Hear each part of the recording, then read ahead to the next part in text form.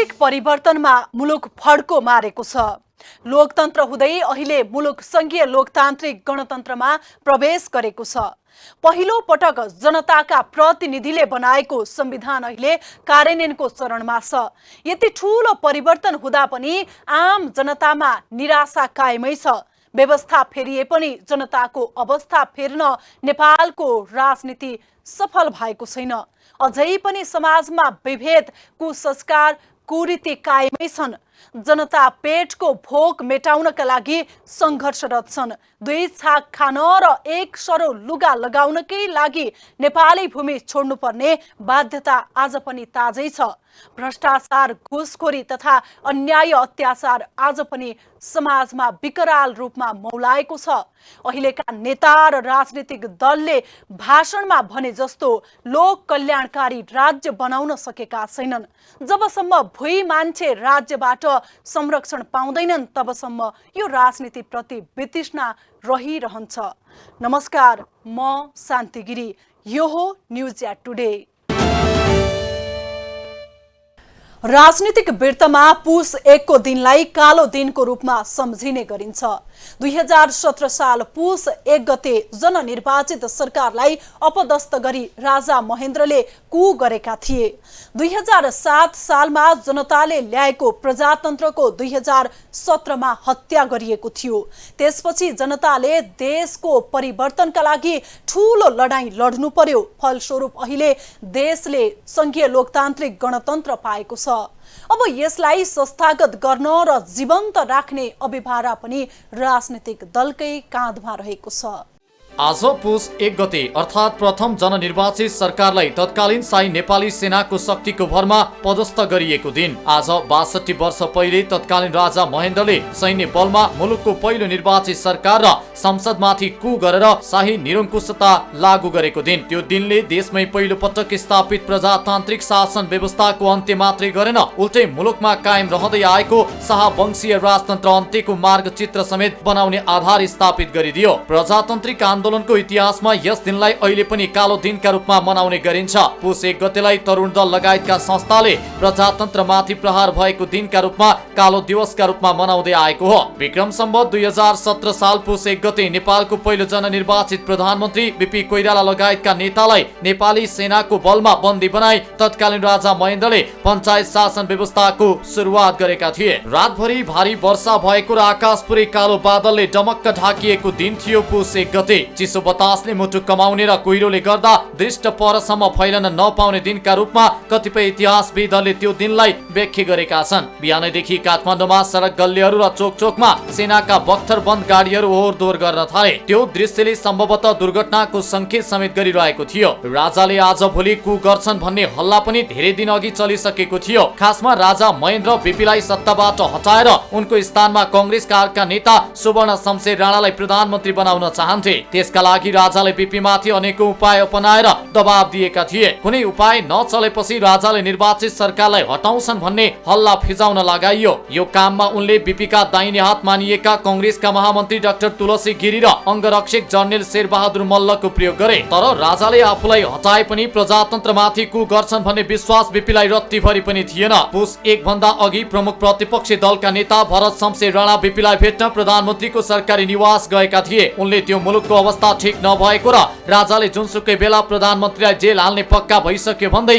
देश छोडेर भागौं भन्ने प्रस्ताव राखेका थिए। राणालाई सम्झाउँदै बीपीले प्रधानमन्त्री र विपक्षी दलको नेता भाग्न हुँदैन, जे गर्नुपर्छ हामीले बेहोर्नु पर्छ भनेर भनेका थिए। पुस 1 गतेको अघिल्लो रात नारायण दरबारमा राजा पनि जाग्राम बसेका थिए। नातालै आफ्नै जेठान सेनापति नीर शमशेर राणामाथि उनको विश्वास थिएन। प्रहरीको नेतृत्वमा 2007 सालको क्रान्तिमा कांग्रेसले बनाएको मुक्ति सेनाका कमान्डरहरू पुगिसकेका थिए। त्यसैले पुलिसमाथि उनी भर पर्न सक्ने अवस्था पनि थिएन। कसलाई कसरी मनाउने, के गर्ने भन्ने योजना पनि राजा आफैले आफ्ना निकटका सहयोगीलाई समेत बताउन चाहेनन्। कूको योजना राजालाई राजनैतिक तहमा सल्लाह दिने प्रमुख योजनाकार तुलसी गिरी कू भएको दिन पुस 1 गते बिहान 5 बजे नै गृहमन्त्री सूर्य प्रसाद उपाध्यायलाई भेट्न पुगेका थिए। दुवै जनाका बीच लामो समय वार्तालाप पनि भयो। त्यसपछि सम्पूर्ण योजना सहित नेपाल तरुण दलको कार्यक्रममा सहभागी रहेका पहिलो जननिर्वाचित प्रधानमन्त्री बीपी कोइराला लगायतका नेतालाई त्यहीबाट गिरफ्तार गिरफ्तार गरी लगियो। गिरफ्तार गरिएका बीपी, गणेशमान, सूर्यप्रसाद र कृष्ण प्रसाद चारैजनालाई एउटै मोटरमा राखेर सिंहदरबार लगिएको थियो। 3 महिना सिंहदरबार र त्यसपछि सुन्दरी जलमा बन्दी बनाएर राखियो। सुन्दरी जल स्थित नेपाली सेनाको आर्सनलका हाकिमको आवासमा पर्खालले घेरी बीपी लगायतका नेताहरूलाई बन्दी बनाइएको थियो। त्यसपछि पुस 1 गते अर्थात् आजकै दिन रेडियो नेपालबाट अपराह्न 3:30 बजे शाही घोषणा गरियो र हेलिकप्टरबाट शाही घोषणाको पर्चा देशभरि बाँड्न सुरु गरियो। 18 महिना अघि भएको संसदीय चुनावमा 2/3 बहुमतबाट निर्वाचित सरकारलाई अपदस्थ गरियो। राजा आफैले शासन सत्ता चलाए। पञ्चायती व्यवस्था लागू गरेपछि उनले तुलसी गिरी, सूर्यप्रसाद थापा, कीर्तिनिधि बिष्ट आदिलाई प्रधानमन्त्री समेत बनाए। धेरै पटक राजाले बीपीसँग कुरा गर्न चाहेका थिए, तर उनको कुरा सुन्ने पक्षमा बीपी भने रहेका थिएनन्। त्यसैले त्यो राजा र बीपी बीचको व्यक्तिगत लडाई चरम उत्कर्षमा पुगेको थियो। बीपीको निकै लोकप्रिय दोषी चस्मा कथा संग्रह आज पनि उत्तिकै लोकप्रिय रहेको छ। दोषी चस्मा कथा संग्रह विक्रम सम्वत 2008 सालमा नै प्रकाशित भइसकेको थियो। दोषी चस्मा कथा संग्रह प्रकाशनपछि राजनीतिमा व्यस्त भएका बीपीलाई सुन्दरीजल बन्दीगृह साहित्य रचना गर्न वरदान नै साबित भयो। बन्दीगृहबाट यौन मनोविश्लेषणवादी धारामा दर्जनौं कृति नेपाली साहित्यले स्थान पाउन सक्यो। बन्दीगृहमा रचना भएको कृतिमा श्वेत भैरवी कथा संग्रह, मोदी ऐन, बाबु आमा र छोरा, 3 घुम्ती, हिटलर र यहुदी लगायतका उपन्यासको रचना गरेका थिए। विक्रम सम्वत 2033 साल पुस 16 गते राष्ट्रिय एकता तथा मेलमिलापको नीति लिई स्वदेश फर्किएपछि त्रिभुवन अन्तर्राष्ट्रिय विमानस्थलबाट सिधै सुन्दरीजल बन्दीगृहमा थुनेपछि लेखिएको दैनिकीको संग्रह फेरि सुन्दरीजल आफ्नो कथा लगायतका रचना पुस 1 गते शाही कुपछि नै नेपाली साहित्य जगतले पाएको हो। पुस 1 गतेको घटनापछि बीपी सँगै तत्कालीन सभामुख कृष्ण प्रसाद भट्टराई, मन्त्री एवं पार्टीका नेताहरू गणेशमान सिंह, सूर्यप्रसाद उपाध्याय, दिवान सिंह राई, रामनारायण मिश्र, योगेन्द्रमान शेरचन लगायतलाई सुन्दरीजल बन्दीगृहमा थुनिएर राखिएको थियो। निर्वाचनपछि अब नयाँ सरकार निर्माणको प्रक्रिया सुरु भएको छ। पुस महिनाभित्रै देशले नयाँ सरकार पाउने छनक देखिएको छ। चुनावमा एउटै दलले बहुमत प्राप्त गर्न नसकेकाले 2 भन्दा बढी दलको समर्थनमा नयाँ सरकार गठन हुनेछ। निर्वाचन आयोगले प्रतिनिधि सभाको अन्तिम नतिजा घोषणा गरेको 35 दिनभित्र प्रधानमन्त्रीको नियुक्ति भइसक्नुपर्ने संवैधानिक व्यवस्था रहेको छ। निर्वाचनपछि अब नयाँ सरकार निर्माणको प्रक्रिया सुरु भएको छ। पुस महिनाभित्रै मुलुकले नयाँ सरकार पाउने छनक देखिएको छ। चुनावमा एउटै दलले बहुमत प्राप्त गर्न नसकेकाले 2 भन्दा बढी दलको समर्थनमा नयाँ सरकार गठन हुनेछ। निर्वाचन आयोगले प्रतिनिधि सभाको अन्तिम नतिजा घोषणा गरेको 35 दिनभित्र प्रधानमन्त्रीको नियुक्ति भइसक्नुपर्ने संवैधानिक व्यवस्था छ। तर एउटै दलको बहुमत नपुग्ने भएकाले संयुक्त सरकार गठनको गृह कार्य हुनेछ। नतिजा घोषणाको 30 दिनभित्र संयुक्त सरकार गठन भइसक्नुपर्ने व्यवस्था संविधानको धारा 76 मा छ। त्यतिन्जेल प्रधानमन्त्री नियुक्त हुन नसके सरकार गठनको अर्को विकल्पमा जानुपर्छ। आयोगले प्रतिनिधि र प्रदेशसभा निर्वाचनको अन्तिम नतिजा सार्वजनिक गरेर बिहीबार राष्ट्रपति विद्यादेवी भण्डारीलाई प्रतिवेदन बुझाएको छ। संविधानको धारा 76 को 2 अनुसार प्रतिनिधि सभामा प्रतिनिधित्व गर्ने 2 वा 2 भन्दा बढी दलको समर्थनमा बहुमत प्राप्त गर्न सक्ने गरी कोही प्रधानमन्त्री नियुक्त हुन नसके धारा 76 को 3 अनुसार राष्ट्रपतिले प्रतिनिधि सभामा सबैभन्दा बढी सदस्य भएको दलको संसदीय दल नेतालाई प्रधानमन्त्री नियुक्त गर्नुपर्नेछ। 89 सिट सहित कांग्रेस संसदको सबैभन्दा ठूलो दल बनेको छ। यस्तो अवस्थामा 89 सिट सहित सबैभन्दा ठूलो दल बनेको कांग्रेसको संसदीय दल नेता प्रधानमन्त्री नियुक्त हुनेछन्। यो व्यवस्था बमोजिमको सम्पूर्ण प्रक्रिया निर्वाचनको अन्तिम परिणाम घोषणा भएको 35 दिनभित्र पूरा गरिसक्नुपर्ने हुन्छ। संविधानको धारा 76 को 8 मा संविधान बमोजिम भएको प्रतिनिधि सभाको निर्वाचनको अन्तिम मत परिणाम घोषणा भएको वा प्रधानमन्त्रीको पद रिक्त रहेको मितिले 35 दिनभित्र प्रधानमन्त्री नियुक्ति सम्बन्धी प्रक्रिया सम्पन्न गर्नु भन्ने व्यवस्था उल्लेख छ। प्रदेशको मुख्यमन्त्री पनि सँगै जस्तो पुस 28 भित्र नियुक्ति गरिसक्नुपर्नेछ। सरकार गठनका लागि राष्ट्रपतिले आह्वान गर्ने कि राजनैतिक दलले बहुमत जुटाएर माग गर्ने भन्ने व्यवस्था भने किटान गरिएको छैन। यस्तो अवस्थामा राजनैतिक दलहरूले बहुमत जुटाएर प्रधानमन्त्री नियुक्तिका लागि राष्ट्रपतिकोमा जाने अभ्यास छ। 2074 को निर्वाचनपछि एमाले अध्यक्ष केपी शर्मा ओली शपथ समेत नलिई प्रधानमन्त्रीको दाबी लिएर गएका थिए। प्रधानमन्त्री नियुक्तिपछि मात्रै उनी सहित सांसदको शपथ भएको थियो। संविधानको धारा 88 मा संघीय संसद र धारा 179 मा प्रदेश सभा सदस्यको शपथ सम्बन्धी प्रावधान रहेको छ। दुवै सभाका सदस्यले सदन वा त्यसको कुनै समितिको बैठकमा पहिलो पटक भाग लिनु अघि शपथ लिनुपर्नेछ। संविधानमा सरकार प्रमुख हुन प्रतिनिधि सभा र प्रदेश सभा सदस्यको शपथ लिनुपर्ने प्रावधान छैन। 2074 मा शपथ भन्दा अघि सरकार गठन भएको विषयमा अदालतमा मुद्दा समेत परेको थियो। संसद सचिवालयले प्रतिनिधि सभाका 275 जनाको शपथ संसद बैठक कक्षमै गराउने तयारी गरेको छ। प्रतिनिधि सभामा कांग्रेसका 89, एमालेका 78, माओवादीका 32, राष्ट्रिय स्वतन्त्र पार्टीका 20, राप्रपाका 14, जसपाका 12, एकीकृत समाजवादीका 10, जनमतका 6, लोसपाका 4, नागरिक उन्मुक्तिका 3, जनमोर्चाका 1, नेपाल मजदुर किसान पार्टीका 1 र स्वतन्त्र 5 सांसद छन्। निर्वाचनपछि पहिलो बैठकको अध्यक्षतामा ज्येष्ठ सदस्यले गर्नेछन्। ज्येष्ठ सदस्यले राष्ट्रपतिसँग शपथ लिएपछि सांसदलाई शपथ गराउनेछन्। आयोगले निर्वाचितको सूची पठाएपछि ज्येष्ठ सदस्य यकिन हुनेछ। आयोगका अनुसार प्रतिनिधि सभामा सबैभन्दा ज्येष्ठ सदस्य सर्लाही 2 बाट निर्वाचित माओवादीका महेन्द्र राय यादव हुन्।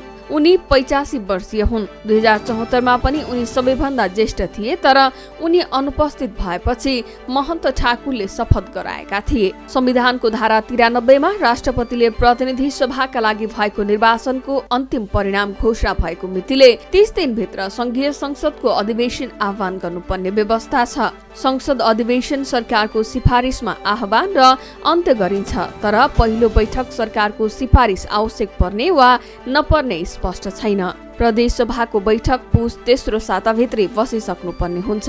संविधानको धारा 183 को 1 मा प्रदेश प्रमुखले प्रदेश सभाका लागि भएको निर्वाचनको अन्तिम परिणाम घोषणा भएको मितिले 20 दिनभित्र प्रदेश सभाको अधिवेशन आह्वान गर्ने व्यवस्था छ। आयोगले प्रदेश सभा सदस्यको नतिजा बुधबार नै सार्वजनिक गरिसकेको छ। यस अनुसार पुस 18 भित्र प्रदेश सभा बैठक बस्नुपर्ने हुन्छ। आयोगका पदाधिकारीले शनिबार प्रदेश प्रमुखलाई प्रतिवेदन बुझाउँदैछन्। बहुमत नआएकाले 5 दलीय गठबन्धनलाई सरकार बनाउन साना दलको भर पर्नुपर्ने बाध्यता छ। यता आम निर्वाचनबाट दोस्रो बनेको दल नेकपा एमाले भने गठबन्धन फुटाउने र आफ्नो नेतृत्वमा सरकार बनाउने दाउमा छ। गठबन्धन भित्रको किचलोलाई मध्यनजर गरिरहेको एमाले पर्ख र हेरको रणनीतिमा छ। गठबन्धनलाई टुक्र्याउन एमाले अनेक प्रपञ्च रचिरहेको छ। पुष्पकमल दाहाल प्रचण्डलाई प्रधानमन्त्रीको अफर दिएर भए पनि गठबन्धन भत्काउने लक्ष्य एमालेको रहेको छ। प्रतिनिधि सभा सदस्यको सबैतिरको अन्तिम निर्वाचन परिणाम सार्वजनिक भइसकेको छ, जहाँ कांग्रेस पहिलो पार्टी बनेको छ भने एमाले दोस्रो पार्टी, तेस्रो पार्टीमा यस पटक पनि माओवादी रहेको छ। यसरी हेर्दा कांग्रेसले सरकार बनाउन बहुमत भने पाउन सकेको छैन, जसका कारण सरकार बनाउन कांग्रेसलाई अन्य दलसँगको गठबन्धन अनिवार्य छ। आम निर्वाचनमा साधारण बहुमत समेत हासिल गर्न नसकेपछि 5 दलीय सत्ता गठबन्धनलाई समेत सरकार गठनका लागि अन्य साना दलको भर पर्नुपर्ने बाध्यता छ। यही अङ्कगणितीय बाध्यता बीच माओवादी अध्यक्ष पुष्पकमल दाहालले आफ्नै नेतृत्वमा सरकार गठन गर्ने रणनीति अघि सारेका छन्। त्यसका लागि प्रधानमन्त्री शेरबहादुर देउवालाई दबावमा राख्न दाहालले एमाले नेताहरूसँग संवाद अघि बढाएका छन्। त्यही क्रममा माओवादी महासचिव देव गुरुङ बुधबार एमाले अध्यक्ष केपी शर्मा ओलीलाई भेट्न बालकोट पुगे। उनले ओलीलाई भेटेर बधाई दिएको र अरू सामान्य कुराकानी भएको बताएका छन्। केही दिन अघि एमाले उपाध्यक्ष विष्णु पौडेल र पोलिट ब्युरो सदस्य महेश बस्नेतले कुमलटार पुगेर दाहालसँग छुट्टा छुट्टै छलफल गरेका थिए। प्रत्यक्षतर्फको निर्वाचन परिणाम आएपछि ओली र दाहाल बीच टेलिफोन संवाद पनि भएको थियो। दुवैले एकअर्कालाई जितको शुभकामना आदान प्रदान गरेका थिए। निर्वाचनमा माओवादीले तेस्रो र निर्णायक परिणाम नल्याए पनि दाहाल प्राप्त जनमतका बलमा प्रधानमन्त्री हुने दाउमा छन्। यसअघि एमालेसँगको गठबन्धनमा भएका बेला पनि पहिलो पटक आफू प्रधानमन्त्री हुन नपाएका दाहाल यस पटक भने पहिलो पटक प्रधानमन्त्री बन्ने अवसर गुमाउन चाहँदैनन्। पार्टी नेताहरूका अनुसार दाहालका अहिलेका प्रमुख 2 दाउ रहेका छन्। आफ्नै नेतृत्वमा सरकार गठन गर्ने वा राष्ट्रपति र सभामुख मध्ये एक पद लिएर दोस्रो कार्यकाल पर्खने। कांग्रेस र अन्तर्राष्ट्रिय शक्तिले माओवादीलाई राष्ट्रपति पद नदिनेमा दाहाल जानकार छन्। त्यसैले उनी 2 वर्षका लागि मात्र भए पनि सुरुमै प्रधानमन्त्री हुन चाहन्छन्। दाहालले आफूलाई सरकारको नेतृत्व दिएर काङ्ग्रेसले राष्ट्रपति लिनुपर्ने प्रस्ताव अघि सारिसकेका छन्। दाहालले पछिल्ला केही दिन यता सार्वजनिक कार्यक्रममा पनि सरकारको नेतृत्व लिने संकेत गरिरहेका छन्। स्रोतहरूका अनुसार काङ्ग्रेसलाई राष्ट्रपति र प्रधानमन्त्री मध्ये एक पद मात्रै दिने पक्षमा माओवादी छ। तत्कालीन एमाले र माओवादी बीचको गठबन्धनमा पनि एमाले राष्ट्रपति र प्रधानमन्त्री दुवै पद लिएको उदाहरण दिँदै काङ्ग्रेसका कतिपय नेताले भने राष्ट्रपति र सरकारको नेतृत्व समेत काङ्ग्रेसले पाउनुपर्ने बताइरहेका छन्। माओवादीलाई सभामुख दिने र 2.5 वर्षपछि सरकारको नेतृत्व छाड्ने उनीहरूको तर्क छ। देउबाको रोजाई पनि पहिलो चरणमै प्रधानमन्त्री बन्नेछ। देउबा र दाहाल दुवैका लागि दोस्रो चरणसम्म पर्खने धैर्यता र विश्वास दुवै छैन। 2.5 वर्षसम्म पर्खदा पार्टीभित्रको सन्तुलन र बाह्य शक्ति राष्ट्रको स्वार्थले अप्ठ्यारोमा पर्न सकिने बुझाइ देउबाको छ।